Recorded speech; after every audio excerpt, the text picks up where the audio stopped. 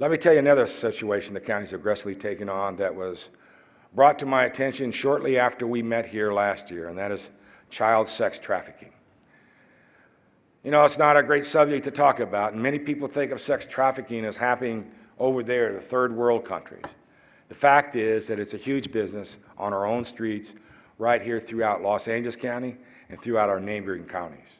The average age of a young girl being manipulated into prostitution is 12 years old. Did you hear that? 12 years old. In fact, earlier this year, I was at a fundraising event trying to help them raise dollars to help these victims.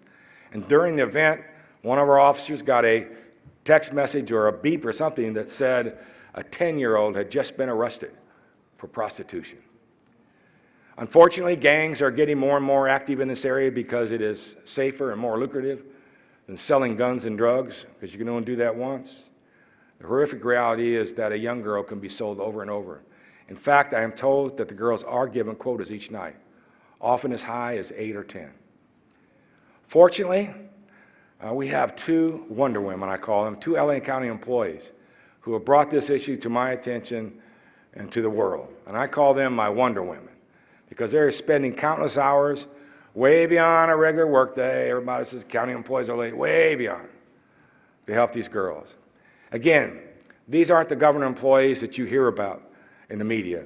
And I know a lot of people think government moves slowly, but I'll tell you what, no one in this room can keep up with these two women.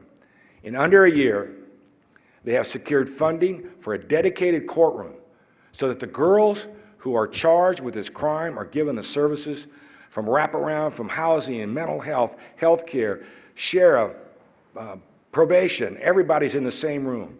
Because what was happening is these young girls get a slap on the wrist, go back outside, and their pimps are waiting for them in the parking lot. And so now they get the services they deserve as true victims. They've trained over 1,600 county staff across all of our departments of the county to be sure that everyone is on the lookout and aware of what to look for. They held a national conference on empowerment and for the first time included victims. They have developed a curriculum not just to heal the victims, but to work with the girls who are at most risk of being coerced into this horrific life.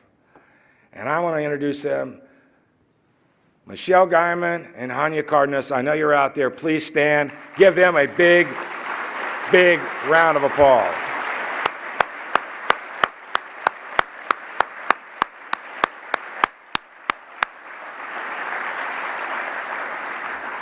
And through their efforts of bringing this to my attention and others, we've also launched an awareness campaign. My colleagues on the Metro board, as well as the MetroLink boards, on all of our buses and trains and our stations. I was thrilled that also the private sector joined our efforts. Clear Channel Outdoor and Lamar Advertising have provided hundreds of free billboards showcasing this campaign. So let's give Clear Channel Lamar a big round of applause.